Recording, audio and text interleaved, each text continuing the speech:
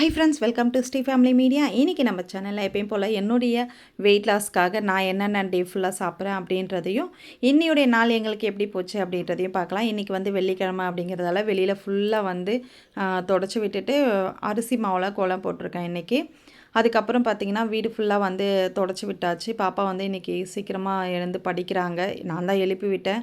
ஏன்னா எக்ஸாம் நடந்துகிட்ருக்கு, மார்னிங் எழுந்திரிச்சு படிடா அப்படின்னு சொல்லிட்டு பாப்பா அவங்கள எழுப்பி விட்டுட்டு அதுக்கப்புறம் பார்த்திங்கன்னா வந்து நானும் போயிட்டு குளிச்சுட்டு வந்தாச்சு.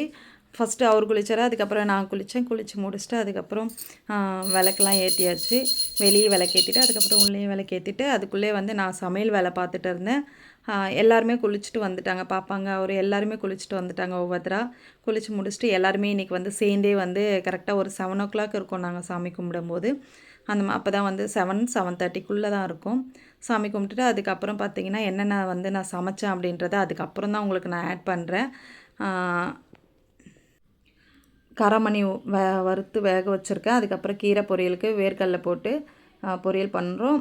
பாசிப்பயிறு தோசை, அதுக்கு வந்து இஞ்சி, பச்சை மிளகா, அதுக்கப்புறம் சீரகம், பெருங்காயத்தூள், உப்பு இதெல்லாம் சேர்த்து நம்ம நல்லா வந்து நைஸாக அரைச்சிக்கலாம். தோசை மாவு பதத்துக்கு அரைச்சிக்கிட்டு இது கூடவே வந்து பார்த்திங்கன்னா சட்னிக்கு வந்து என்ன சட்னி ரெடி பண்ண போகிறேன்னா வெங்காயம், தக்காளி, காஞ்ச மிளகா இதெல்லாம் போட்டு நல்லா கார சட்னி வந்து ரெடி பண்ணுறேன். நான் அப்போ தான் சூப்பராக இருக்கும். இதுக்கு நம்ம வந்து பாசிப்பயிறு தோசைக்கே வந்து பார்த்திங்கன்னா ஒரு பெரிய கேரட் ஃபுல்லாக நான் வந்து துருவி இதில் ஆட் பண்ணிக்கிறேன். நீங்கள் பீட்ரூட் கூட துருவி ஆட் பண்ணிக்கலாம். ரொம்ப ஹெல்த்தியாக இருக்கும். ப்ரோட்டீன் தோசை. மார்னிங் 7 நாளுமே இந்த தோசை எடுத்துக்கலாம். சின்ன குழந்தைங்கள்லேருந்து பெரியவங்க வரைக்கும் தினமும் சாப்பிட்லாம். அவ்வளோ நல்லது. பாசிப்பயிறு தோசை, அதுக்கப்புறம் வந்து கார சட்னி. மதியம் லஞ்சுக்கு வந்து இது வந்து பிரேக்ஃபாஸ்ட்டுக்கு, மதியம் லஞ்சுக்கு ஒயிட் ரைஸ், அதுக்கப்புறம் கீரை வேர்க்கடலை போட்டு பொரியல், அதுக்கப்புறம் அது என்னது ஏட்டா காராமணி, அதுக்கப்புறம் வந்து கத்திரிக்காய், உருளைக்கிழங்குலாம் போட்டு காரக்குழம்பு. இதுதான் வந்து மதியம் லஞ்சுக்கு. ஸ்நாக்ஸுக்கு வந்து இன்னும் என்னன்ட்டு முடிவு பண்ணலைல்ல. கடையெல்லாம் வாங்கிட்டு போகக்கூடாது. வீட்டில் மிக்சர் இருக்குது, ஆப்பிள் இருக்குது, எதனா எடுத்துகிட்டு போங்க.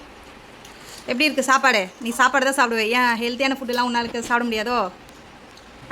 சொல்லு. ஏன் பாசிப்பயிறு தோசை சாப்பிட மாட்டேங்கிற? சொல்லு. அவங்க அம்மா செஞ்சு போட்டது இல்லையா?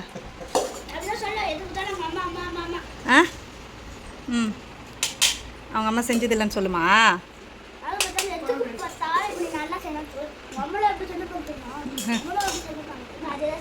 அதே தான் சொல்லும். அவங்க அம்மா செஞ்சு கொடுக்கலாம் சாப்பிட்றது இல்லையா? காலையில் சாப்பாடு நான் எதுக்கு வந்து இவ்வளோ கஷ்டப்பட்டு பாசிப்பயிறு தோசை அரைச்சி சட்னி வச்சு வைக்கிறேன். நீ உனக்கு 2 தோசை போதுமா தேஜா? அப்புறம் 3வது சாப்பாடா? சரி சாப்பிடுங்க. சாப்பிட சொல்லும். இந்தா பாய். ஐயோ, தேங்க்யூ. பாய். முத்தா கொடுக்கணுமா எனக்கு? சரி, பாய் பாய் பாய் பாய்.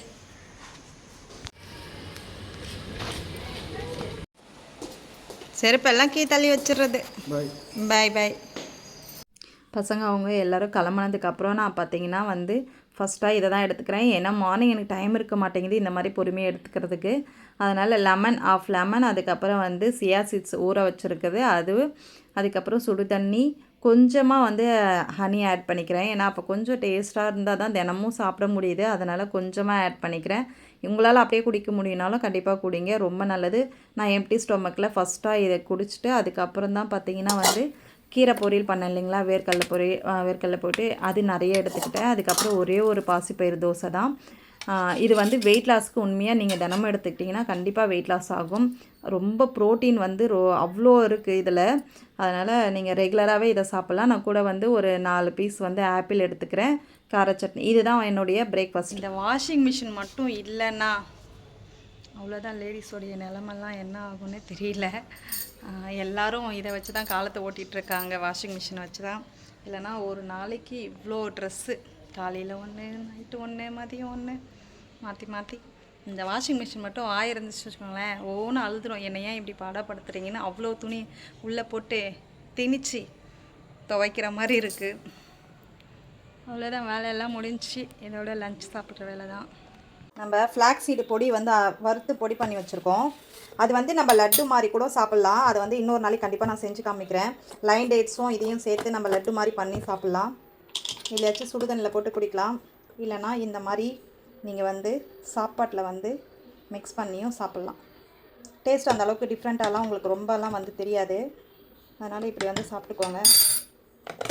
நான் வந்து இதோட சாப்பாட்டோடு நல்லா பிசைஞ்சு சாப்பிட்ருவேன். நான் வந்து ஸ்கூலுக்கு போகும்போது பாப்பாங்களுக்கு அதுவும் சின்ன பாப்பாவுக்கு ரொம்ப பிடிக்கும். நான் சாரீ கட்டு போனால், அதனால் வெள்ளிக்கிழமை சொல்லிவிட்டு சாரீ கட்டு போயிருந்தேன் பாப்பாங்களை கூப்பிட்டு வரேன். அப்பா வர வரைக்கும் இதே கட்டிட்டு இருமா, தூங்குற வரைக்கும் கட்டிட்டு இருமான்னு பாப்பா சொல்லிகிட்டே இருந்தா. சரிடா ஓகேடா கண்டிப்பான்னு. அவரும் வந்து ரொம்ப ஷாக் ஆகிட்டார், என்ன சாரியெல்லாம் கட்டிகிட்ருக்க அப்படின்னு. நைட்டுக்கு வந்து ஃப்ரெண்ட்ஸ், இப்போ நைட்டுக்கு வந்து இப்போ டைம் பார்த்தீங்கன்னா 6:30 ஆகுது. நான் கொஞ்சம் சீக்கிரமாகவே சாப்பிட போகிறேன். எனக்கு பசி இல்லை, பட் இருந்தாலும் அதுக்கப்புறமா பசிக்கக்கூடாது அப்படிங்கிறதுக்காக நான் வந்து பார்த்திங்கன்னா கொள்ளு, கருப்பு கவுனி அரிசி, ஜீரகம் இது 3 வறுத்து பொடி பண்ணி வச்சுருக்கேன்.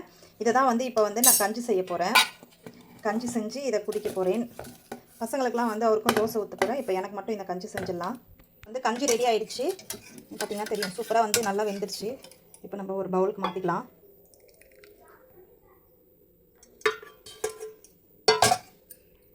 இதில் வந்து ஆனியன் சேர்த்துக்கலாம். கொஞ்சம் காரத்துக்கு பச்சை மிளகாய்,